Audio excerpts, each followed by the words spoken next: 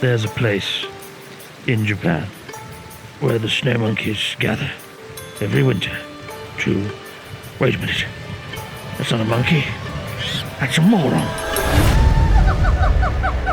Good God, look at how deep the snow is. The car buried between two massive walls of snow. Welcome everyone, good morning, to the snowiest place in all of Japan. But where are we today? Who are we? And why are we? To answer all those questions and more is, of course, the great cdawgva Connor slipping over the snow. I can't see a thing. Do you have any spare sunglasses? No, I don't. And this is Wacky Weekend.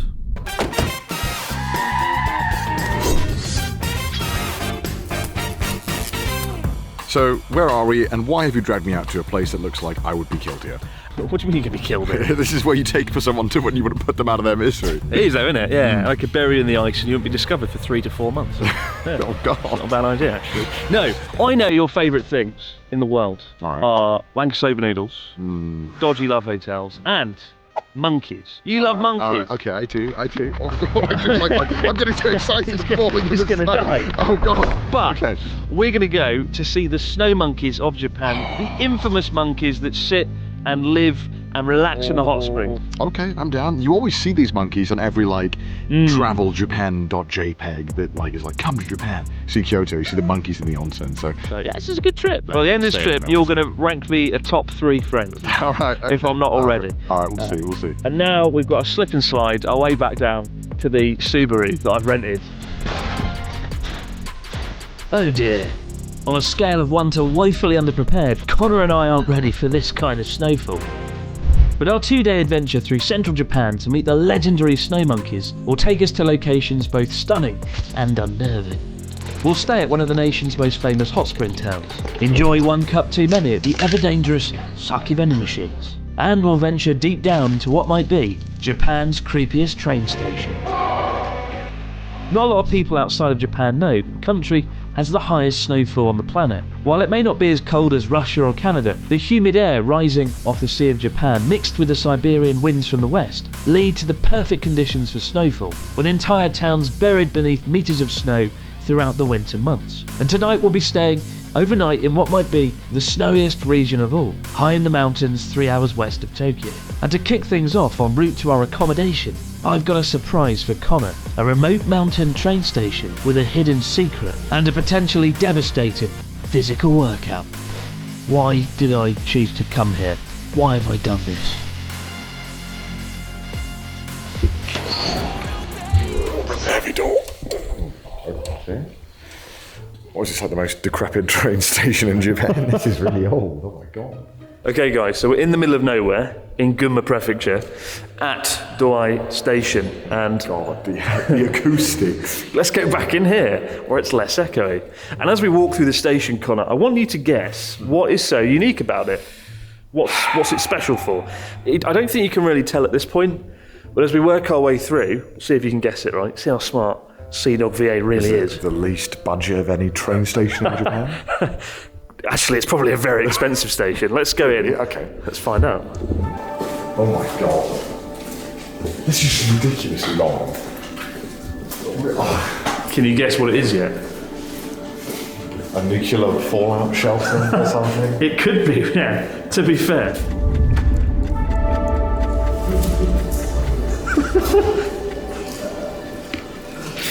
Can you see the bottom?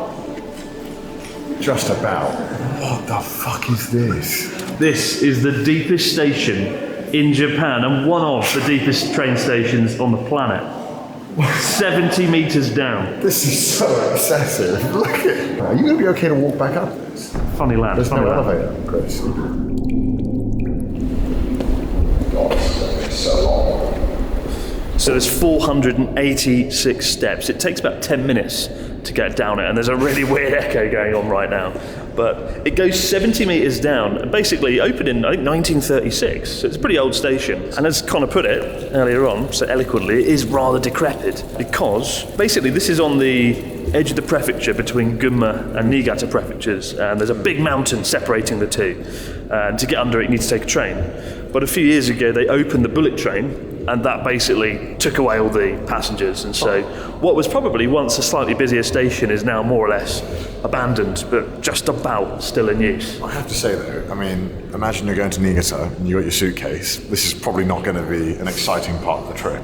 I think I'm just throwing it down and hoping for the best. I'm not carrying it all the way down. I feel 10 minutes to get down was quite optimistic as well.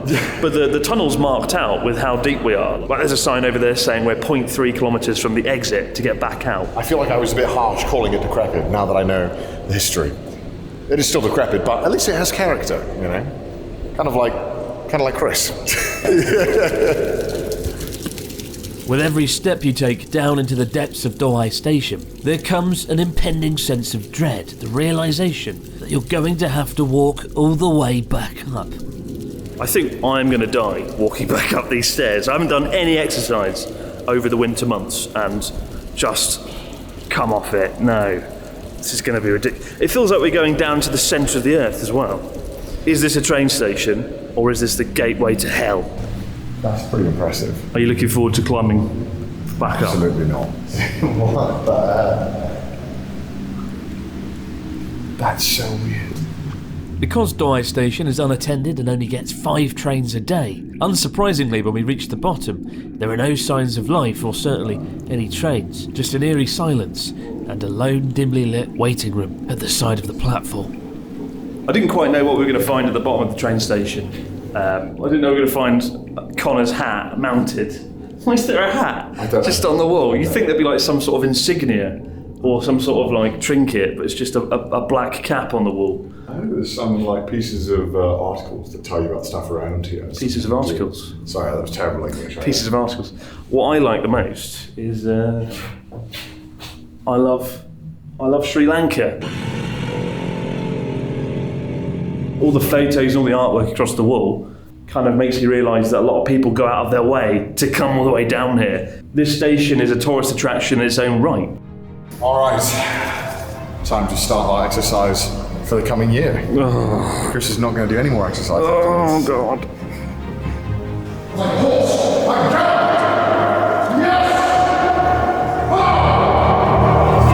Come on, mate, you're not even halfway. I ran out.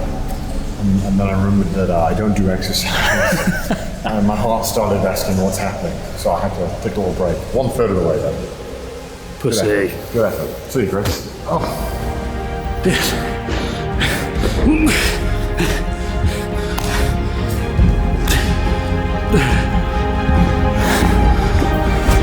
Douai Station, deepest station in Japan. Was it worth it? No. No. No, it wasn't. Let's never speak of this bloody station again. Having completed the workout of a lifetime in Japan's deepest train station, we hit the road once more in search of some much needed energy. And it's not long before we come across a restaurant serving up the local dish of Gunma Prefecture. So after our train station workout, we just struck upon a tonkatsu pork restaurant. This is the best thing ever. It's a reward after our workout of the century. No, you didn't know this was here. You didn't have a clue this was here. Don't lie. Well, what I do know, Gunma Prefecture is famous for pork. The city of Maebashi, the main city of Gunma, they actually call it City of Pork. Really? Because it's famous for having some of the best pork in Japan. I love pork. It's the best meat by far. It is very good. And if I'd known that, when I applied for the JET programme as a teacher, you get to choose where you go. If I'd known there was a place called the City of Pork, that would have been like, oh, I'll go there. I got the katsudon, which is normally, I like the egg with it. I feel like it misses something when it doesn't have an egg. So, what's wrong with that? What's so funny about that? I really want the eggy flavour with the meat. I feel like it kind of, why is that funny? Why are you laughing? This is a legitimate concern. I feel like the egg helps kind of make it taste less oily, less heavy. I really like that. It's the perfect dish thing, and also probably good to line your stomach, given that we're going to experience 200 kinds of sake. Are we going to be able to keep the camera steady during that video? I hope the built-in stabilisation is amazing. Otherwise it's going to be like, oh, what's up guys? There's 2 key characteristics to good tonkatsu. The first is the batter. You want a really nice sort of thick, crispy batter, but not too tough. Should be like just sort of blow apart as you eat it. And then juicy, thick cuts of pork, covered in Worcester sauce. That nice tangy sauce together with the saltiness of the pork. Meanwhile, Connor's just making a fucking mess. What's going on? The way Chris wanted to frame this shot for you guys, so you could see the food, is put it in a really uncomfortable place for me to eat this food. For your benefit. For your benefit, viewers. Because Chris is inflicting misery on Connor for your benefit. That's what Wacky Weekend's all about, isn't it?